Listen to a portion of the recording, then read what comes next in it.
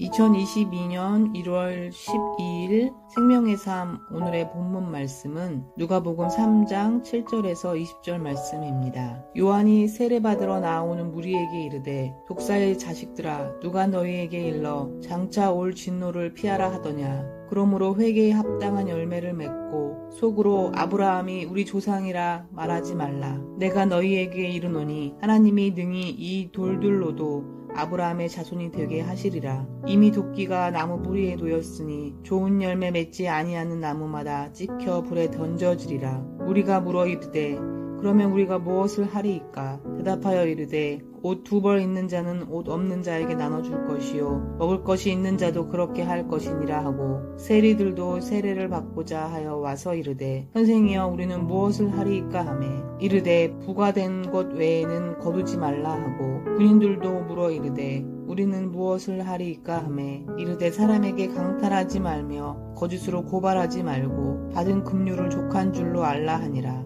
백성들이 바라고 기다림으로 모든 사람들이 요한을 혹 그리스도신가 심중에 생각하니 요한이 모든 사람에게 대답하여 이르되 나는 물로 너희에게 세례를 베풀거니와 나보다 능력이 많으신 이가 오시나니 나는 그의 신발끈을 풀기도 감당하지 못하겠노라. 그는 성령과 불로 너희에게 세례를 베푸실 것이요 손에 키를 들고 자기의 타작마당을 정하게 하사 알곡은 모아 곳간에 들이고 쭉정이는 꺼지지 않는 불에 태우시리라. 또 그 밖에 여러 가지로 권하여 백성에게 좋은 소식을 전하였으나 분봉왕 헤롯은 그의 동생의 아내 헤로디아의 일과 또 자기가 행한 모든 악한 일로 말미암아 요한에게 책망을 받고 그 위에 한 가지 악을 더하여 요한을 옥에 가두니라. 8절 말씀에 빈들에서 하나님을 만난 요한은 듣는 사람들에게 회개에 합당한 열매를 맺으라고 선포한다. 그리고 15절 사람들이 요한을 자신들이 기다리는 메시아가 아닌가 생각하는 분위기를 알고 16절 성령과 불로 세례를 베푸실 예수님을 소개한다. 또 18절 그 밖에 여러 가지로 권하여 백성에게 좋은 소식을 전하였으나 19절에서 20절 분봉왕 헤롯이 그의 동생의 아내와 결혼한 것과 자신의 악한 일을 책망한 요한을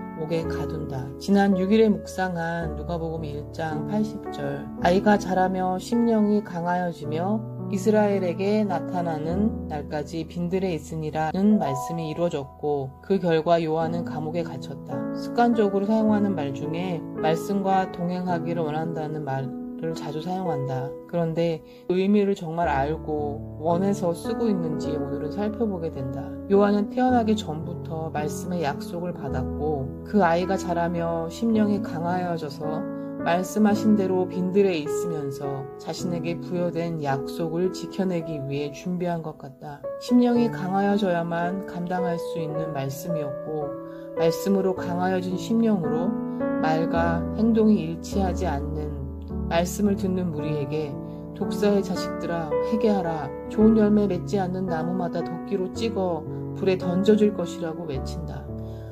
오늘 하나님이 누구신가를 묵상하는 것은 두렵고 힘들다.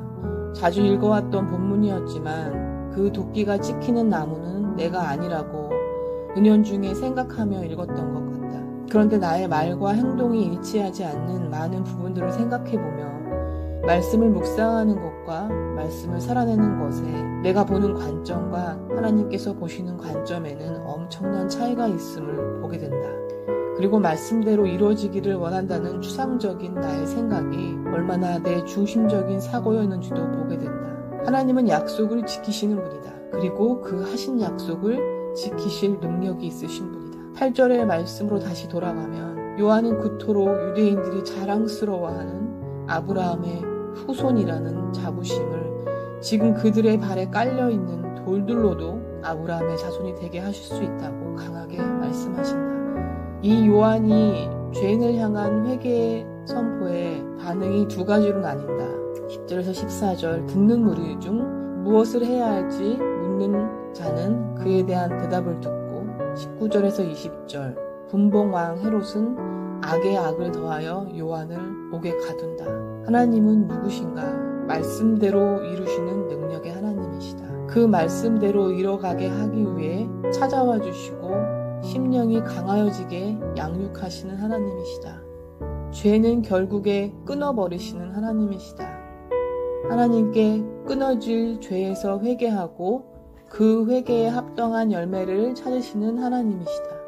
왜 죄인인지, 그래서 무엇을 해야 할지 알려주시는 하나님이시다. 오늘 나의 적용은 말씀을 천천히 깊이 묵상하면서 내 중심적인 관점에서 변하여 말씀에서 무엇을 말하고 있는지를 읽어낼 수 있는 심령을 위해 간구한다. 말과 행동이 일치하지 않는 부분들을 줄여나가기 위해 해야 할 일에 대해 생각에서 멈추지 않고 기록하고 확인하여 점검하는 루틴을 만들자.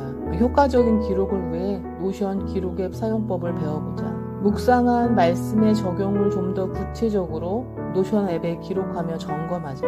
독사의 독과 같이 내 입에서 뱉어진 거짓과 내가 원하는 것을 정해놓고 말씀을 읽으며 말씀과 동행했다고 스스로를 속이는 거짓을 정직하게 고백하고 회개하자. 회개가 선포되어지는 현장에는 아직 회개하고 돌이켜 살 기회를 주시는 자리이기에 오늘 돌이켜야 하는 회개를 미루지 말자. 선포된 말씀 앞에 반응의 선택은 듣는 자의 몫이다. 어떻게 무엇을 반응해야 할지 매일의 기준을 말씀으로 세워나가기 위해 묵상하는 자리를 지키자. 내게 허락하신 것으로 나누는 것이 회개에 합당한 열매이기에 말씀을 나누고 물질을 나누는 것을 기록하고 지키자.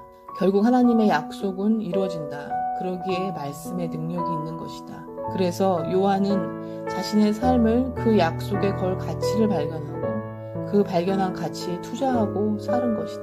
세상적인 성공과 말씀으로의 성공과 차이에서 깊이 숙고하고 진짜 내가 원하는 것이 무엇인지 찾아낼 수 있는 출발선에 서서 말씀을 알아가는 2022년이 되기를 소망하며 여러분을 그 자리에 함께 초대합니다. 또 묵상하는 자리에서 함께 만나요.